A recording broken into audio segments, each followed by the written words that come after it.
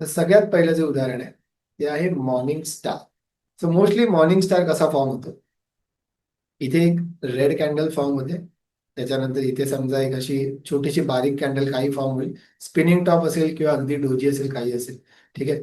त्याच्यानंतर एक green candle form. ठीक आहे. Green candle form.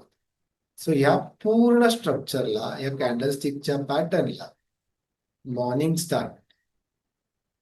ओके. काही लोक याला रायझिंग स्टार पण बोलतात. ठीक आहे. बरं, आता ह्या कॅन्डल स्टिकचा किंवा ह्या पॅटर्नचा आपल्याला उपयोग कुठे होतो ते सांग. समजा जर मार्केट पडत असेल आणि जर हा पॅटर्न इथे बनला.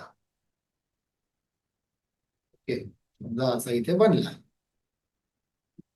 So there are major chances की मार्केट वर जाण्याची शक्यता आहे.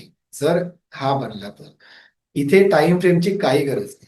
ठीक आहे. गरज नाहीये म्हणजे टाइम फ्रेमचं त्याला हे नाहीये की बाबा असं काही गरजेचं नाही की याला फक्त हाय टाइम फ्रेम पाहिजे, असं काही गरजेचं नाहीये. तुम्ही 1 मिनिटावरती पण ही गोष्ट चेक करू शकता, तुम्ही 5 मिनिटावरती चेक करा, 3 मिनिटावर चेक करा. ठीक आहे. याला टाइम फ्रेमची काही घेणं देणं नाहीये.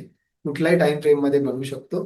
पण जर ह्या पॅटर्न बनला, सो मोस्टली चान्सेस असतात की मार्केट वरती जाण्याचे. ठीक आहे.